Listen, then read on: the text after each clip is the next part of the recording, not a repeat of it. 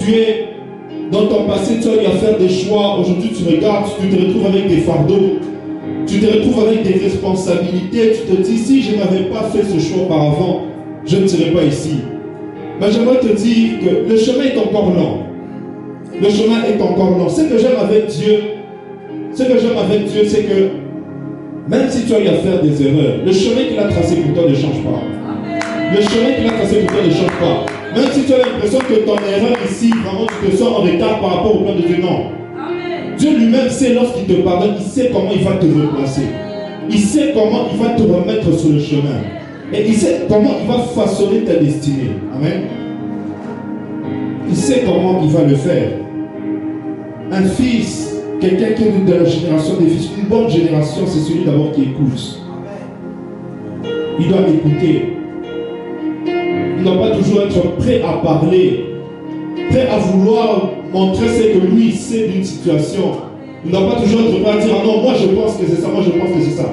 Face à un père, on ne pense pas que c'est ça. Face à un père, on écoute seulement. Face à un père, on écoute tout simplement. Parce que lorsque Dieu l'a placé, il l'a placé avec des réponses à tes questions. Il l'a placé aussi avec des réponses à tes questions. Et ce que j'aime avec Dieu, c'est qu'il fait en sorte que tu ne puisses pas tout savoir. Lorsque tu as des questions, lorsque tu veux poser des questions à Dieu, la Bible dit Dieu parle tantôt d'une manière, tantôt d'une autre.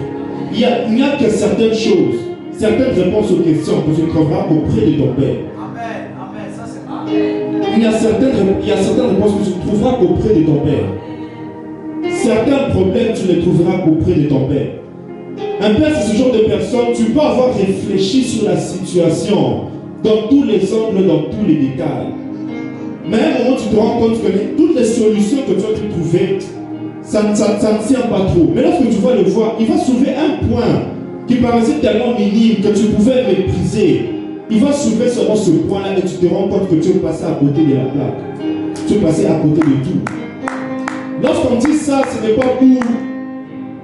Lorsqu'on dit ça, ce n'est pas pour que nous puissions faire en sorte qu'on puisse vénérer le Père, que non, le Père est Dieu. Non. C'est que vous devez comprendre que Dieu marche avec la hiérarchie. Lorsque vous lisez la Bible, vous regardez au niveau des généalogies, beaucoup de gens sautent les généalogies. Mais c'est